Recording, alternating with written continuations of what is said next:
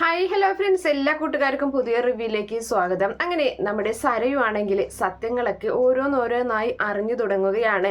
സരയുവിന് ഷാരിയുടെ പല സ്വഭാവത്തിലും വ്യത്യാസങ്ങൾ അതുപോലെ സംശയങ്ങളൊക്കെ വരുന്നുണ്ട്. അതുപോലെ തന്നെ താര ഇവിടേക്ക് പലപ്പോഴായിട്ട് താൻ അമ്മയാണെന്നും എൻ്റെ മകളാണെന്നൊക്കെ പറഞ്ഞുകൊണ്ട് ഇവിടേക്ക് വരാറുണ്ടല്ലോ. അതുകൊണ്ട് എന്തായാലും അതിൻ്റെ സത്യാവസ്ഥ മനസ്സിലാക്കാൻ സരയു തീരുമാനിക്കുകയാണ്. അങ്ങനെ സരയു ആണെങ്കിൽ സരയുവിൻ്റെയും അതുപോലെ തന്നെ ഷാരിയുടെയും മുടിനാരിഴകൾ ഫോറൻസിക് ലാബിൽ അയച്ചിട്ട് അവിടുത്തെ ആ ലേഡി വന്ന് പറയുന്നുണ്ട്, അതിൻ്റെ റിസൾട്ട് വന്ന് പറയുകയാണ്, എന്തായാലും നിങ്ങൾ തന്ന 2 മുടിനാരിഴകൾ തമ്മിൽ യാതൊരു യോജിപ്പുമില്ല. അത് തന്നെയല്ല ആ പെൺകുട്ടിയുടെ അമ്മ നിങ്ങൾ തന്ന മുടിനാരിഴകളുടെ ഉടമസ്ഥയല്ല എന്നിങ്ങനെ പറയുന്നത് കേട്ട് നമ്മുടെ സരയു ആകെ പൊട്ടിക്കരഞ്ഞു പോകുന്നുണ്ട് അവിടെ വെച്ചിട്ട്. അപ്പോഴും താനാണ് അത് എന്ന് ആ ലേഡിയോട് മറച്ചു വെക്കുകയാണ് ചെയ്യുന്നത്. തൻ്റെ കാര്യത്തിലാണ് ഇത് ചെയ്യുന്നതെന്നൊക്കെ മറച്ചു വെക്കുകയാണ്.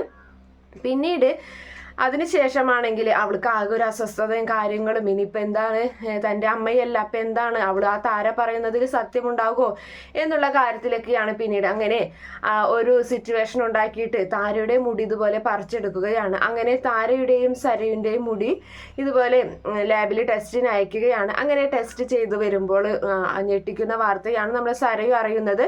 അത് ആ കുട്ടിയുടെ അമ്മ തന്നെയാണ് എന്ന വാർത്തയാണ് അറിയുന്നത്. അത് കേട്ട് ആകെ ഞെട്ടിപ്പോകുന്നുണ്ട്. അപ്പോൾ തൻ്റെ അച്ഛൻ ആരാണ്, തന്നെ ഇവര് ദത്തെടുത്തതാകോ എന്നുള്ള രീതിയിലൊക്കെയായി പിന്നെ നമ്മുടെ സരയുവിൻ്റെ സംശയം.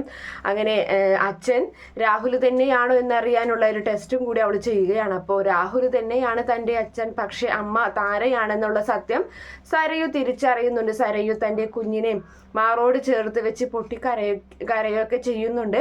അങ്ങനെ എന്തായാലും താരയോട് ചെയ്തതൊക്കെ ഇത്തിരി കൂടിപ്പോയി. ഇവിടേക്ക് പലപ്പോഴും വന്നപ്പോഴും താൻ അടിച്ചിറക്കിയതും തള്ളിയിട്ടതും മുഖത്തേക്ക് അടിച്ചതും അങ്ങനെയുള്ള കാര്യങ്ങളൊക്കെ തന്നെ ഓർത്ത് അവൾ അങ്ങനെ വിഷമിച്ചുകൊണ്ടിരിക്കുകയാണ്. ഇതിനിടയിലാണെങ്കിൽ നമ്മുടെ ഷാരിയും രാഹുലും ചേർന്ന് ആ കുഞ്ഞിനെ അവിടെ നിന്നും മാറ്റുകയാണ്. ഒരു ഭിക്ഷാടകൻ പോലെ ഒരാളെ കയ്യിൽ ഇങ്ങനെ കൊടുക്കുന്നുണ്ട്, കുട്ടികളില്ലാത്തതോ മറ്റോ അങ്ങനെ കൊടുക്കുകയാണ്. വീട്ടിലേക്ക് വന്ന് വിളിച്ചു വരുത്തിയിട്ട് തന്നെയാണ് ആ കുഞ്ഞിനെ കൈമാറുന്നത്. സരയും മനോഹറും അത് അറിയുന്നില്ല.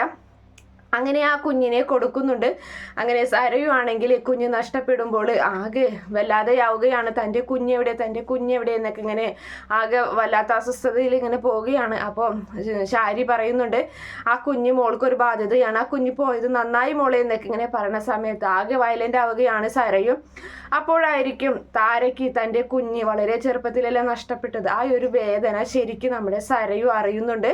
അങ്ങനെ താരയോട് ചെറിയൊരു സ്നേഹവും കാര്യങ്ങളൊക്കെ തോന്നി തുടങ്ങുകയാണ്. പക്ഷേ ആ കുഞ്ഞ് എവിടേക്കും പോയിട്ടില്ല. ആ കുഞ്ഞ് ചന്ദ്രസേനൻ്റെയും കിരണിൻ്റെയൊക്കെ ഇടപെടൽ മൂലം ആ കുഞ്ഞ് താരയുടെ കയ്യിലേക്കാണ് വന്ന് നിൽക്കുന്നത്. അങ്ങനെ താരയാണ് ആ കുഞ്ഞിനെ കുറച്ച് നാൾ നോക്കുന്നത്.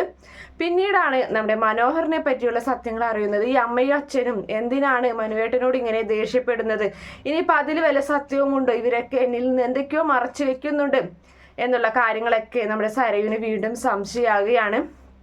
അങ്ങനെ ആ ഒരു സത്യം അവൾ നേരിൽ കാണുകയാണ്.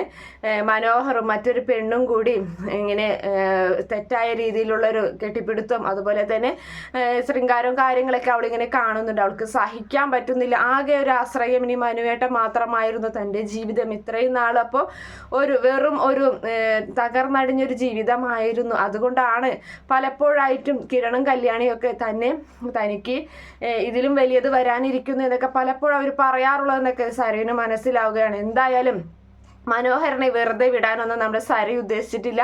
ഇനി എന്തായാലും മനോഹറിന് അവിടെ നിന്ന് മുങ്ങാനും പറ്റില്ല. ഇവളെ പറ്റിച്ചിട്ട് പണവും സ്വർണവും കൊണ്ട് മുങ്ങാനും മനോഹറിന് സാധിക്കുന്നില്ല. പകരം ചെയ്യുന്നത് അവള് സ്നേഹത്തോടു കൂടി തന്നെ മനോഹറിനോട് പെരുമാറുകയും അതുപോലെ തന്നെ പോലീസിനെ വിളിച്ചു വരുത്തുകയും ചെയ്യുന്നുണ്ട്. അവള് ഒരു ദയാദാക്ഷിണ്യം കൂടാതെ പോലീസിനെ വിളിച്ചു വരുത്തി അവനെ കൈയോടുകൂടി പിടിപ്പിക്കുകയാണ്. അങ്ങനെ ആ സമയത്തായിരിക്കും സരയു തന്നെ പറ്റിയുള്ള സത്യങ്ങൾ അറിഞ്ഞു എന്ന് മനോഹറിന് മനസ്സിലാകുന്നത്. അങ്ങനെ മനോഹറിനെ പോലീസ് അവിടെ നിന്നും നല്ല അടിയൊക്കെ അടിച്ച് തല്ലിച്ചതച്ചിട്ടൊക്കെയാണ് പോലീസ് സ്റ്റേഷനിലേക്ക് കൊണ്ടുപോകുന്നത്.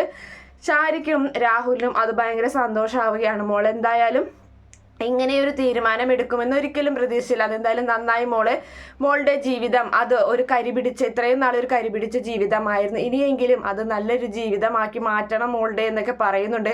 അപ്പോഴും തൻ്റെ കുഞ്ഞിനെ നഷ്ടപ്പെട്ട വേദന സരയുനുണ്ടാകുന്നുണ്ട്. പക്ഷെ അപ്പോഴായിരിക്കും നമ്മുടെ താരയുടെ കയ്യിൽ കുഞ്ഞുണ്ട്, താര അതിനെ നോക്കുന്നുണ്ട് എന്നുള്ള സത്യം സരയു മനസ്സിലാക്കുന്നതും താര ആ കുഞ്ഞിനെ സരയുന് തിരികെ കൊടുക്കുകയും ഇനി പ്രതീക്ഷ ആകെ ആ ഒരു പ്രതീക്ഷ എന്ന് പറയുന്നത് തൻ്റെ കുഞ്ഞ് മാത്രമാണ്, അങ്ങനെയൊക്കെ ഒരു ജീവിതമാണ്. അതോടുകൂടി സരയു നന്നാവുന്നുണ്ട്, നല്ല സ്വഭാവവും അതുപോലെ തന്നെ ആരോടും പൊട്ടിത്തെറിക്കാതെ കിരണിനോടും കല്യാണിയോടൊക്കെ നല്ല സ്നേഹത്തിലൊക്കെയാണ് പിന്നീട് പെരുമാറുന്നത്. അങ്ങനെ സരയുന് എന്താവശ്യത്തിനും ഒരു കൂടപ്പിറപ്പിനെ പോലെ തന്നെ കിരൺ ഉണ്ടാവുകയും ചെയ്യുന്നുണ്ട്. അങ്ങനെയൊക്കെ ഒരു ഭാഗമാണ് എന്തായാലും ഇനി വരാൻ പോകുന്നത്. മൗനരാഗം എന്തായാലും ഏകദേശം നമ്മുടെ ക്ലൈമാക്സിനോട് അടുത്തിട്ടുണ്ട്. അങ്ങനെ ഒരു ഇതിലേക്കാണ് പോയിക്കൊണ്ടിരിക്കുന്നത്. Okay friends, by, thank